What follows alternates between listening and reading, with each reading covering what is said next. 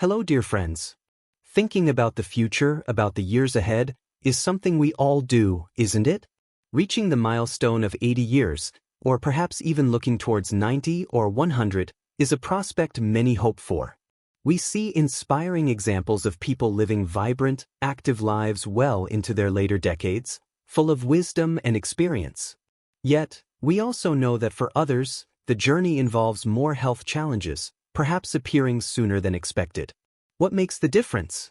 Is there something we can learn to help navigate our own path towards a longer, healthier future? Now, the title of this video today sounds quite stark, quite attention-grabbing. This is why many elderly people will not live past 80. It's a strong statement, and honestly, it's designed to make us pause and think. But let's approach this topic together from a place of understanding and empowerment, rather than fear. Instead of focusing solely on why someone might not reach a certain age, let's reframe it. Let's explore some of the common factors and hidden challenges that can sometimes get in the way of achieving a long and, importantly, a healthy life. The goal here isn't to make predictions or set limits. It's to gain knowledge, to understand the potential roadblocks, and most crucially, to discover what we can actively do, starting today, to build a foundation for more healthy, vibrant years ahead, potentially well beyond 80. Because the truth is, while genetics certainly play a role in longevity, they are far from the whole story. A significant portion of how well we age and how long we live in good health comes down to factors that are, to a large degree, within our influence. These include our lifestyle choices, how we manage our health, and how we adapt to the natural changes that come with time. So, in this video, we're going to delve into some key reasons why achieving that long, healthy lifespan can sometimes be challenging, but always with an eye towards positive, actionable steps you can take. We want to equip you with information that helps you take control of your health journey. So, where do we begin? What's one of the major underlying culprits that scientists and doctors are increasingly identifying as a driver of many age-related diseases and a factor that can significantly impact both how long we live and how well we live? It's often invisible, working silently behind the scenes, but its effects can be profound. We're talking about chronic inflammation. Now, the word inflammation might make you think of a red, swollen ankle after a sprain, or perhaps a sore throat when you have a cold. That's called acute inflammation. It's your body's natural, healthy, and temporary response to injury or infection. It's the immune system rushing in to fix the problem, clean up damage, and start the healing process. That kind of inflammation is actually a good thing. It's protective. But there's another kind of inflammation, called chronic inflammation, which is different. This is a low-grade, persistent state where your body's immune system stays slightly activated, simmering away constantly, even when there's no immediate injury or infection to fight off. Think of it like a smoke alarm that keeps chirping softly all the time, even when there's no fire. Or perhaps like an internal engine that's always running slightly too hot. Over time, this constant state of low-level alert starts to cause wear and tear throughout your body. Why does this matter so much, especially as we get older? Because this persistent, simmering inflammation doesn't just stay quiet. Over months and years, it can slowly damage healthy cells, tissues, and organs. Scientists now understand that chronic inflammation is a major contributing factor, a common root, to many of the most prevalent age-related diseases that can shorten lifespan and severely impact quality of life. Let's connect the dots. Chronic inflammation plays a significant role in the development and progression of heart disease by damaging the lining of arteries and promoting plaque buildup. It's closely linked to type 2 diabetes by contributing to insulin resistance. It's increasingly implicated in cognitive decline and neurodegenerative diseases like Alzheimer's and dementia, as inflammation in the brain can damage neurons. It's a key driver behind the pain and stiffness of osteoarthritis and other forms of arthritis. It can even promote the growth of certain types of cancer. Beyond these specific diseases, chronic inflammation contributes to general frailty, muscle weakness, fatigue, and essentially accelerates the overall aging process at a cellular level. It's like a hidden tax on our health, slowly draining our vitality. So, what causes this harmful chronic inflammation to take hold? It's often a combination of factors, many of which become more common as we age, but crucially, many are related to lifestyle. A diet high in processed foods, sugary drinks, unhealthy fats, like trans fats and excessive saturated fats, and red meat can fuel inflammation. Conversely, a diet lacking in fruits, vegetables, fiber, and healthy omega-3 fatty acids fails to provide the anti-inflammatory compounds our bodies need. A sedentary lifestyle is another major contributor. Lack of regular physical activity allows inflammatory processes to build up, whereas exercise actually has anti-inflammatory effects. Chronic stress, which we've talked about before in other contexts, is a potent trigger for inflammation via the stress hormone cortisol. Poor sleep quality or insufficient sleep also disrupts the body's natural repair processes and increases inflammatory markers. Being overweight or obese, particularly carrying excess fat around the abdomen, visceral fat, is another significant source, as fat cells themselves can produce inflammatory substances. Even chronic, low-grade infections like untreated gum disease, periodontitis, can contribute to systemic inflammation throughout the body. Now, hearing all this might sound a bit discouraging, but here comes the truly empowering part. Chronic inflammation isn't some inevitable fate we just have to accept. While we can't change our age, we have tremendous power to influence the level of inflammation in our bodies through our daily choices. We can actively work to cool the fire within. How do we do that? One of the most powerful tools is adopting an anti-inflammatory way of eating. This isn't about a complicated diet, it's about focusing on whole, unprocessed foods. Think abundant, colorful fruits and vegetables packed with antioxidants and vitamins. Include fatty fish like salmon, mackerel, sardines, or tuna, which are rich in beneficial omega-3 fatty acids. Choose healthy fats like those found in olive oil, avocados, nuts, and seeds. Incorporate whole grains and legumes for fiber. And be mindful of limiting processed foods, sugary snacks and drinks, and excessive red meat. Think about eating the rainbow. The more natural color on your plate, generally the more anti-inflammatory compounds you're getting. Spices like turmeric with curcumin and ginger also have well-known anti-inflammatory properties. Regular, gentle physical activity is another cornerstone. You don't need to run marathons. Consistent movement like brisk walking, swimming, water aerobics, tai chi, or gentle cycling makes a huge difference. Aim for at least 30 minutes most days of the week. Exercise not only helps manage weight but also directly reduces inflammatory markers in the body. Managing stress effectively is crucial. Find healthy coping mechanisms that work for you, whether it's deep breathing exercises, meditation, spending time in nature, pursuing enjoyable hobbies, listening to music, or connecting with supportive friends and family. Prioritizing quality sleep is non-negotiable. Aim for 7 to 9 hours per night. Establish a relaxing bedtime routine. Keep your bedroom dark, quiet, and cool, and try to stick to a consistent sleep schedule. Maintaining a healthy weight also helps reduce the inflammatory load, focusing on sustainable healthy habits rather than drastic measures. And don't forget basic health maintenance like regular dental checkups to catch issues like gum disease early, and working with your healthcare provider to manage any existing chronic conditions effectively. Understanding and actively addressing this silent undercurrent of chronic inflammation is perhaps one of the most powerful steps we can take towards extending not just our lifespan, but more importantly, our health span, the number of years we live in good health and with vitality. It's a foundational piece that impacts so many aspects of how we age, potentially helping us thrive well beyond the 80-year mark. Tackling inflammation through these positive lifestyle choices puts significant power back into our own hands. But of course, inflammation isn't the only piece of the puzzle when we think about longevity and healthy aging. There are other significant factors, particularly those related to our physical strength and how our bodies change over time, that also play a crucial role in maintaining independence and resilience as the years go by. Indeed, while managing that internal, simmering fire of chronic inflammation we talked about is absolutely foundational for long-term health, there's another significant physical change that often creeps up on us as we age.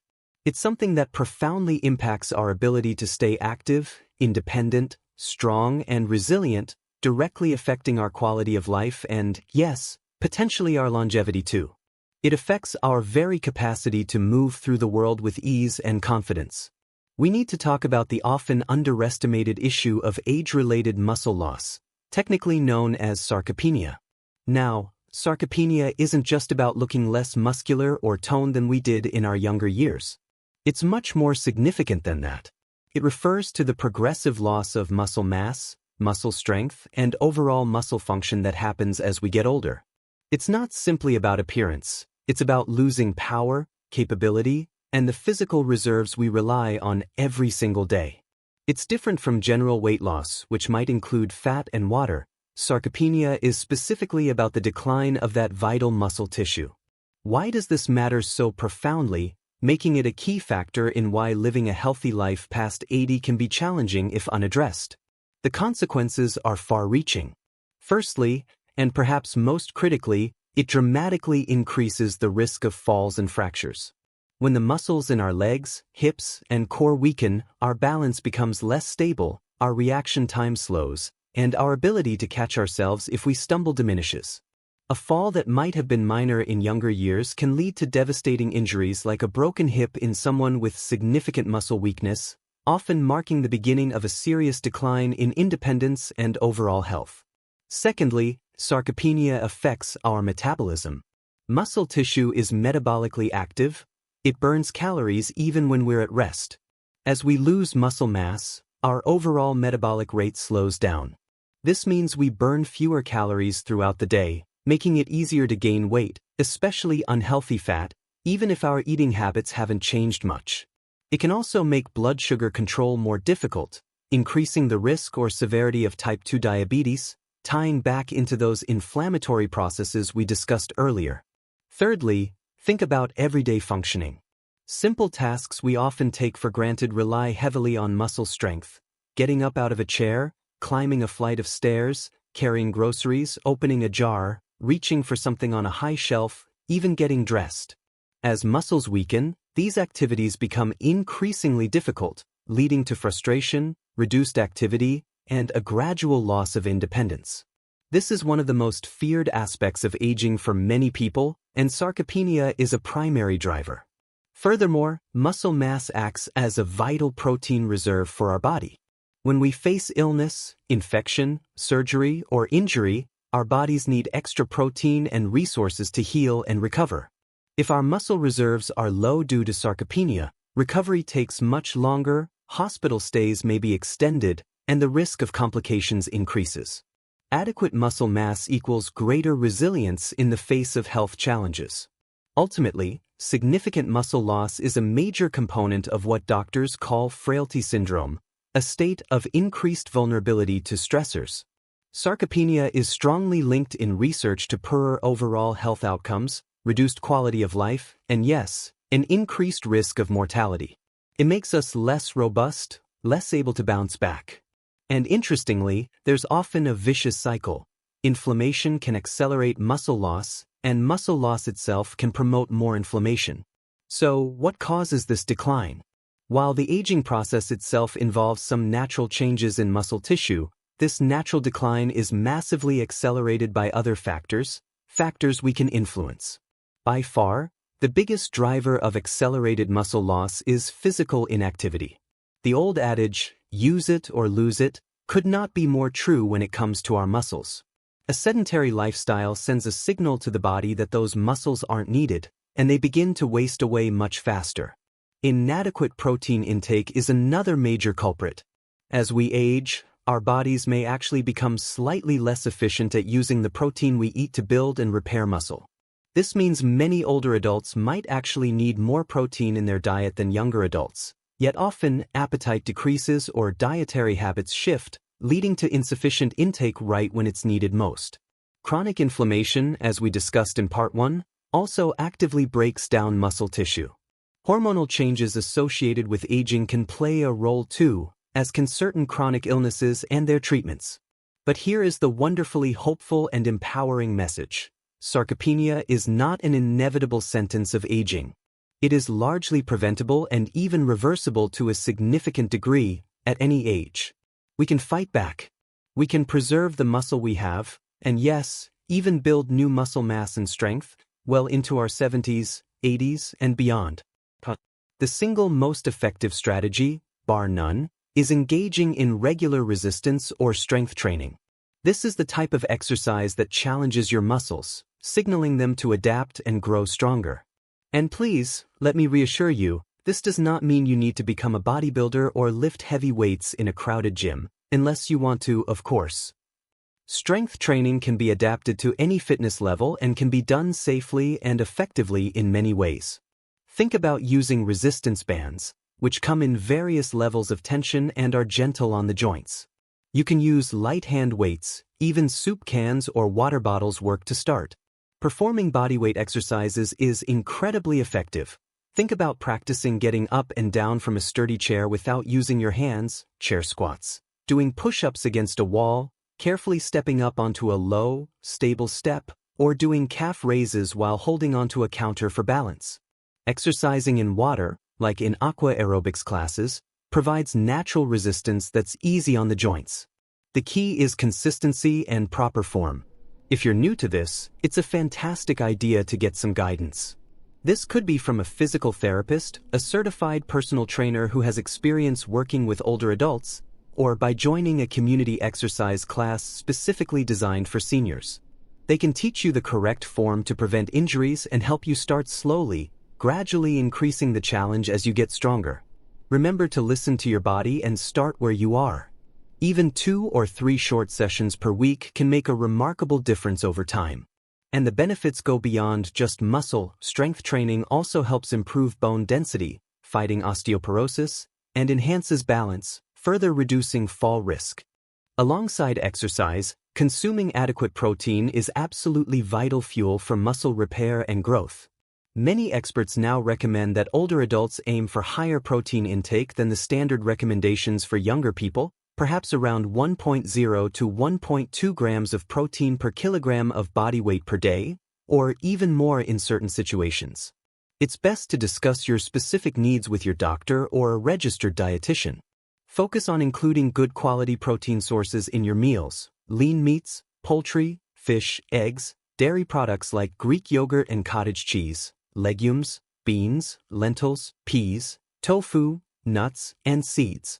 It's also beneficial to spread your protein intake throughout the day, aiming for perhaps 20 to 30 grams per main meal, rather than consuming most of it at dinner. If meeting your needs through food alone is difficult, protein supplements can be considered, but always discuss this with a healthcare professional first. Of course, this all works best within the context of an overall healthy diet, like the anti-inflammatory pattern we discussed, ensuring you get enough total calories to support muscle building and activity. Adequate vitamin D is also important for muscle function. Get some safe sun exposure, eat fortified foods, and consider a supplement if recommended by your doctor. And don't forget that general activity, like walking, complements strength training beautifully for heart health and overall well-being. So, tackling sarcopenia, that age-related muscle loss, head-on through consistent strength training and ensuring you get enough protein is another absolutely vital strategy for extending our healthy years and safeguarding our independence long past 80. It's about staying strong not just physically, but staying capable, functional, and resilient in the face of whatever life throws our way. When we combine managing that underlying inflammation with actively preserving and even building our strength, we are constructing a powerful defense against premature decline and increasing our odds of a long, active life. But physical health, while absolutely critical, isn't the only dimension to consider when we think about navigating the later years with vitality and purpose. Our social world and our mental outlook also play incredibly important roles in our overall well-being and longevity. Absolutely, building that physical resilience by managing inflammation and actively maintaining our muscle strength, as we've discussed, is incredibly important for living a long, capable, and independent life. It forms a crucial foundation. But our overall well-being, our health, and indeed our longevity, aren't just determined by the state of our physical bodies alone. Our connections with other people and our fundamental outlook on life itself wield enormous power, perhaps more than we often fully appreciate. This brings us to another critical factor that can significantly influence our journey through the later years: the silent but potent threat of social isolation and loneliness. Now, these two terms are often used interchangeably, but they are slightly different. Social isolation refers to the objective state of having few social connections or infrequent social contact. Loneliness, on the other hand, is the subjective feeling of being alone or lacking the level or quality of social connection that you desire. It's entirely possible to be surrounded by people yet still feel deeply lonely, or to live a relatively solitary life but not feel lonely at all. Unfortunately, both isolation and loneliness can become more common as we get older. Life transitions play a big role. Retirement can mean losing daily contact with colleagues. Friends or a spouse may pass away. Children might live far away. Health problems or mobility issues can make it physically harder to get out and socialize as easily as before. All these factors can contribute to a shrinking social world if we aren't mindful and proactive. Why does this matter so much to our health and longevity? Because social isolation and loneliness aren't just emotional states. They constitute a serious risk to our physical health. Extensive research has clearly linked prolonged loneliness and isolation to a host of negative health outcomes. These include significantly higher rates of depression, anxiety, and low self-esteem. Perhaps more surprisingly to some, they are also strongly associated with an increased risk of cognitive decline, dementia, and Alzheimer's disease. The physical health impacts are stark too. Loneliness has been linked to higher blood pressure, an increased risk of heart disease and stroke, and even weakened immune function, making individuals more susceptible to infections and illnesses. It can disrupt sleep quality and, interestingly, it can also fuel that very chronic inflammation we talked about in the beginning, creating another one of those detrimental cycles. The stress of feeling disconnected triggers physiological responses in the body. In fact, the health risks associated with chronic loneliness are so significant that some major studies have equated its impact on mortality risk to well-known factors like smoking 15 cigarettes a day or being obese. It's not just a feeling, it's a physiological stressor that actively undermines our health over time. But just like with inflammation and muscle loss, this is not a situation without hope or solutions. We have the power to combat isolation and cultivate meaningful connections at any age. It often requires conscious effort, especially if circumstances have changed, but the rewards are immense. How can we foster connection? First, nurture the relationships you already have. Make an intentional effort to reach out to family members, longtime friends, and neighbors. Don't always wait for them to call you. Schedule regular phone calls, video chats, like Zoom or FaceTime, which have become so valuable, or visits if possible. Even sending a thoughtful card or email can maintain a bond. Second, be open to making new connections. This might feel daunting sometimes, but stepping outside our comfort zone can be incredibly rewarding. Explore local resources. Senior centers often offer a wide range of activities, classes, and social events. Libraries frequently host book clubs, talks, or workshops. Consider volunteering for a cause you care about. It's a fantastic way to meet like-minded people while also finding a renewed sense of purpose. Joining a hobby group, perhaps gardening, walking, playing cards, crafts, or singing, connects you with others who share your interests. Continuing education classes or faith-based groups can also be wonderful avenues for connection.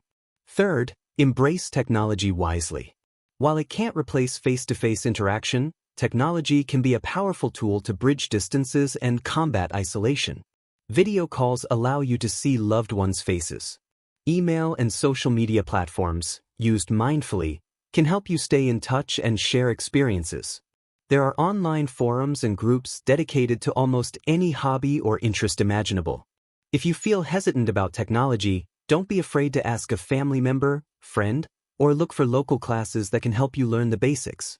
Fourth, engage with your local community. Sometimes connection comes from small, everyday interactions. Chatting with the cashier at the grocery store, saying hello to neighbors you pass on a walk, visiting a local park or library, these brief moments of social contact can still make a difference in feeling connected to the world around you. Attend local community events when you can. Fifth, for some people, the companionship of a pet can make a world of difference, providing unconditional love, a routine, and even a reason to get outside for a walk. Of course, this is only suitable if you are able and willing to care for an animal properly. And finally, be willing to ask for help and accept support. If you are feeling lonely, reach out to someone you trust, a family member, a friend, a doctor, or a community resource. Let people know you'd appreciate some company or a chat. Sometimes pride can prevent us from admitting we need connection, but vulnerability is often the first step towards building stronger bonds. Often, finding these connections also helps us rediscover or maintain a strong sense of purpose. Having reasons to get up in the morning, whether it's volunteering, learning a new skill, pursuing a passion project, creating something, mentoring someone younger, or simply helping out a neighbor, is incredibly protective for both mental and physical health. Purpose gives life meaning, combats feelings of apathy or irrelevance, and often naturally involves social interaction. Cultivating a positive mindset, focusing on gratitude for what we have, emphasizing our abilities rather than dwelling on limitations, maintaining curiosity about the world, and embracing lifelong learning, also fosters resilience and buffers against the negative health impacts of pessimism. So, as we bring our conversation together, we've explored some key areas that, if neglected, can indeed make reaching 80 and beyond in good health more challenging. We talked about the silent damage of chronic inflammation lurking beneath the surface, and how we can fight it with anti-inflammatory foods, regular gentle movement, stress management, and quality sleep. We discussed the weakening effect of muscle loss, or sarcopenia, and how crucial it is to combat it with consistent strength training and adequate protein intake to maintain independence and resilience. And just now, we've highlighted the profound health risks of social isolation and loneliness, emphasizing the vital importance of actively seeking and nurturing meaningful connections, which often intertwines with finding purpose. Understanding these potential pitfalls is the first step towards taking proactive control. Aging is a natural part of life, a journey that looks different for everyone, bringing its unique mix of challenges, wisdom, and opportunities. But please remember, the power to significantly influence your health, your vitality, and your happiness remains firmly within your hands, regardless of your current age or health status. Every positive choice you make today, no matter how small it may seem, choosing a healthier meal, going for a short walk, calling a friend, learning something new, contributes to building a healthier, more vibrant future. What are your thoughts on these factors we've discussed? What helps you stay healthy, strong, connected, and purposeful as you navigate the years? Your wisdom and experiences are valuable. Please share them in the comments section below. Let's continue this important conversation and learn from each other's journeys. If this discussion resonated with you or offered some helpful insights, please give the video a thumbs up. It lets us know what content is valuable to you. And if you haven't already, please consider subscribing to our channel for more discussions and tips on living well and thriving at every age. Thank you so much for joining me today and for investing this time in your well-being. Remember, age truly is just a number, but health, vitality, connection, and purpose are precious treasures we can actively cultivate throughout our lives. Here's to embracing the journey ahead with strength, wisdom, and joy. Take wonderful care, and be well.